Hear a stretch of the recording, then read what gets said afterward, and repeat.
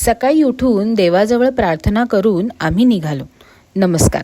गेल्या 2-3 दिवसात आमच्या सुंदर आयुष्यात घडलेल्या छोट्या छोट्या घडामोडींची ही गोष्ट आहे. देवाला दिवा लावून आम्ही निघालो बेळगावमधील मार्केट यार्डला. तिथे दर शनिवारी गुरांचा खूप मोठा बाजार भरतो. बाजारात शिरताच वेगवेगळ्या प्रजातीच्या गायी व म्हशी दिसू लागल्या आणि आमचे हे त्यांच्याजवळ जी काही माहिती होती ती मला सांगू लागले. आम्हाला जी गोष्ट हवी होती तिच्या शोधात आम्ही बाजार फिरू लागलो, पण ती गोष्ट काही आम्हाला मिळाली नाही. त्यामुळे थोडेसे हताश होऊन आम्ही तिथून बाहेर पडतच होतो तेवढ्यात आशिषची नजर खिल्लार खोंडांवर पडली आणि त्याचे पाय आपोआप त्यांच्या दिशेने वळले. पण असो, तिथून आम्ही निघालो. आशिषच्या डोक्यामध्ये काय सुरू होते हे त्यालाच माहिती.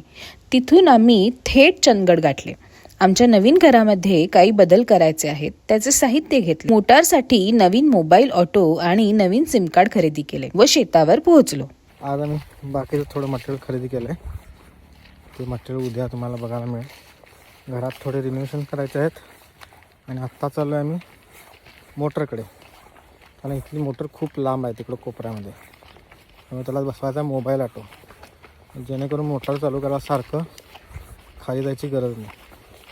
मोबाईलवर फोन केला की मोटर चालू होईल, मोबाईलवर फोन केला की मोटर बंद होईल, जे की खूप कन्व्हिनियंट पडेल. आता पावसात खूप त्रास होतो. ड्राय सीझनला जायला काय प्रॉब्लेम नाही, पण पावसात जायची वाट तुम्हाला दाखवतो. हे वाट मोटरकडे जाण्याची.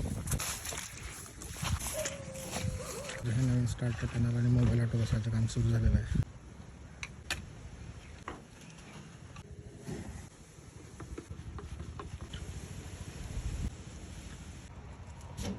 सध्या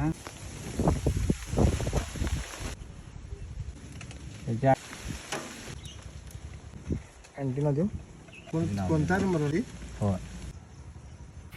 व्हेरी डिसअपॉइंटिंग, काम नाही झालेलं आहे. सगळे प्रयत्न केले पण मोबाईल ऑटो चालू झालेला नाही आहे. काहीतरी प्रॉब्लेम आहे. आता उद्या किंवा परवा कंपनीचा माणूस येईल आणि तो मोबाईल ऑटो रिपेअर करेल. सब लिखा हुआ है. आणि हे मान्य करून सुंदर असा चुलीवरचा चहा व पार्लेजीचा आस्वाद घेऊन आम्ही घरी निघालो. चला, पुन्हा भेटू नवीन व्हिडिओमध्ये नवीन दिनक्रमासोबत. धन्यवाद.